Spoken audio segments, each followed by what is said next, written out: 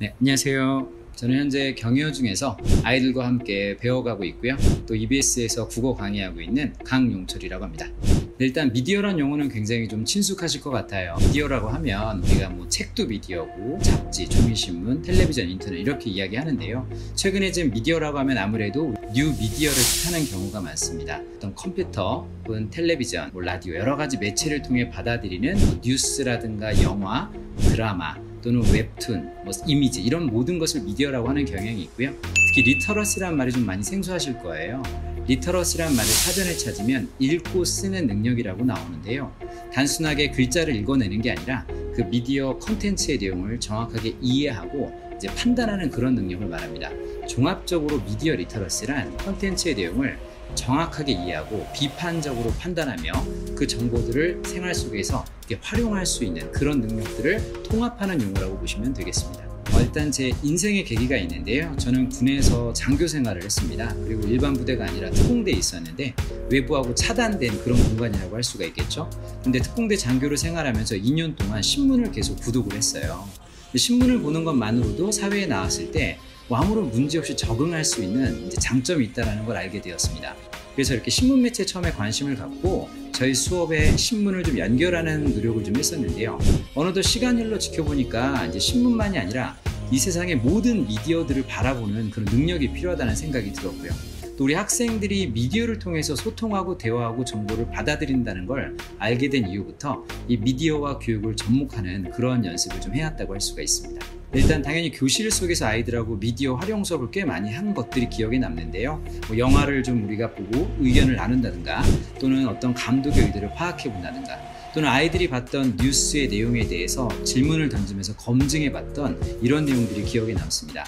그리고 또 대중 강연을 했던 것도 하나 기억이 나는데요. 세상을 바꾸는 시간 15분에 나가서 일반 대중분들에게 뉴스 읽기에 대한 어떤 가치, 뉴스를 읽을 때 중요한 점들을 이렇게 이야기하면서 서로 소통했던 기억이 가장 기억에 남습니다. 네, 저는 개인적으로 어린 나이일수록 미디어 리터러시 교육이 필요하다고 생각하는 사람 중에 한 명입니다. 즉 미디어는 너무나 많은 사람들에게 지금 영향력을 미치고 있기 때문에 어린 시절부터 미디어를 멍하니 받아들이지 않고 미디어에 대해 생각을 하고 질문을 던지는 교육은 필수로 필요한 교육이라고 보고요. 좀 장기적인 관점으로 말씀드리면 일단 급한 건 저학년이라고 하지만 온 국민을 대상으로 한 생애 주기별 미디어 리터러시 교육도 필요하다고 생각합니다. 제가 프랑스에 가서 미디어 리터러시 프로그램에 참여했을 때 놀랐던 것은 프랑스는 취약전 아이, 즉 유치원 아이들부터 유아학교 아이들부터 노인들까지 참여할 수 있는 생애 주기별 미디어 트랙이 있었어요. 우리도 전체 관점에서 볼 때는 온 국민이 자유롭게 연령대에 맞게 참여할 수 있는 프로그램이 필요한 시대라고 생각을 합니다. 일단 많은 사람들이 좋아하는 뉴스부터 예를 좀 들어보면 포털 사이트의 뉴스를 굉장히 많이 보는 편이죠. 포털 사이트의 뉴스는 여러 언론사의 뉴스를 선택해서 이렇게 보여주는 거라고 할 수가 있습니다. 그런 것들을 이제 게이트키핑이라고 하는데요. 물론 그런 뉴스를 즐길 수도 있지만 또는 내 관심사 또는 나에게 유익한 어떤 뉴스들을 사람들이 찾아서 보는 게 필요할 수 있겠죠. 그러니까 미디어 리터러시는 남의 일방적으로 주는 것을 받아들이는 게 아니라 나한테 필요한 거를 찾아가는 훈련이라고도 생각하고요. 또 여러 가지 그런 정보들 속에서 진실을 가려내거나 또는 그 정보에 담긴 어떤 편향성 이런 것들을 걸러내는 능력이라고 생각을 해요. 우리 학생들의 예를 들어 볼게요. 우리 학생들 유튜브 정말 많이 보거든요. 유튜브의 내용도 과연 검증이 돼 있는지 생각을 해봐야 되겠죠.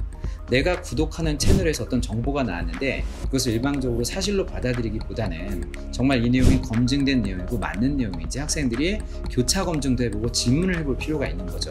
이렇게 오히려 정보가 많은 시대일수록 우리들이 그 정보를 그냥 무비판적으로 받아들이는 게 아니라 질문에 대해 적극적으로 내용에 대해 이렇게 대응해보는 것이 좀 중요하다고 생각을 합니다. 일단은 그 미디어 플랫폼이 늘어났기 때문에 그런 내용들을 확인하고 또 사람들한테 정확한 정보를 주는 노력을 한다는 차원에서 그런 프로그램들을 아주 바람직하게 생각을 해요.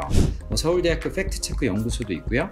여러 언론사들에서 팩트체크 프로그램이 있는 것은 정보를 좀 더 확인하고 안정된 정보를 주기 위한 좋은 노력이라고 생각합니다. 근데 한 가지 좀 생각해 볼 것은 우리 학생들의 입장에서는 그런 팩트체크 연구소라든가 언론사를 찾아가서 보진 않거든요. 그러니까 학생들한테 그런 데를 찾아가서 보라는 교육도 필요하겠지만 학생들이 만나는 컨텐츠의 내용에 대해서 여러 가지의 어떤 확인 질문을 해보고 찾아보는 태도를 길러주는 것, 그것이 저는 더 중요하다고 생각을 합니다. 일단 저도 이 미디어 그리고 미디어 리터러시에 대해서 여러 말씀을 나누면서 저 스스로도 미디어에 대해 한 번 더 깊이 생각해보는 계기가 되었고요. 그리고 아까 말씀드린 것처럼 우리가 민주시민이 되기 위해서 우리의 생각 근육을 키워야 되고요. 우리 생각에 어떤 체를 만든다고 할까요? 나쁜 정보를 걸러내고 좋은 정보를 받아들이는 삶의 습관과 태도가 정말 중요한 시대가 되었구나라는 생각을 했습니다. 고맙습니다. 네, 수고하셨습니다.